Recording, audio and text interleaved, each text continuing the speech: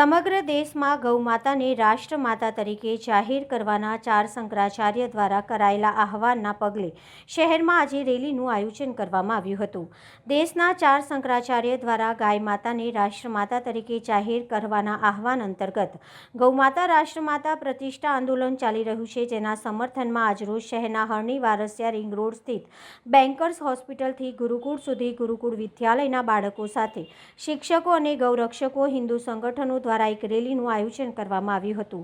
આ રેલી થકી ગાય માતાને રાષ્ટ્રમાતા જાહેર કરવામાં આવે તથા ગૌ હત્યા પ્રતિબંધ કાયદો લાવવામાં આવે તેવી માંગણી કરવામાં આવી હતી, જે અંતર્ગત પોસ્ટરો બેનરો સાથે આ રેલી યોજવામાં આવી હતી। ગાયને એક રાષ્ટ્રીય પશુ તરીકે જાહેર કરવા માટે એક ગૌરક્ષા હેતુસર બદ્રિકેદાર શંકરાચાર્યજી હવિમુક્ત સરદાસજાના નેજા હેઠળ એક રેલી કાઢવામાં આવી છે અને સમગ્ર વિશ્વની અંદર ગૌ માતા રાષ્ટ્રમાતા જાહેર થાય એ માટે જ્યારે શંકરાચાર્ય બીડું ઝડપ્યું છે તો વડોદરા કેમ પાછળ રહી જાય એ હેતુસર આજે ગૌરક્ષા બચાવના હેતુસર આજે એક રેલી કાઢવામાં આવી છે। દિનેશ પંડ્યા, નિયામક, ગુરુકુળ વિદ્યાલય।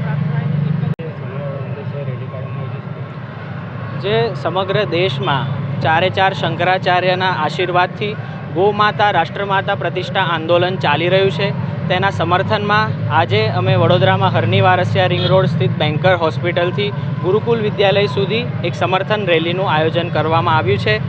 એક જ ઉદ્દેશ્ય છે કે સમગ્ર ભારતમાં ગૌ હત્યા બંધીનું કાનૂન બને અને ગૌ માતાને રાષ્ટ્રમાતા ઘોષિત કરવામાં આવે। મેહુલ પ્રજાપતિ।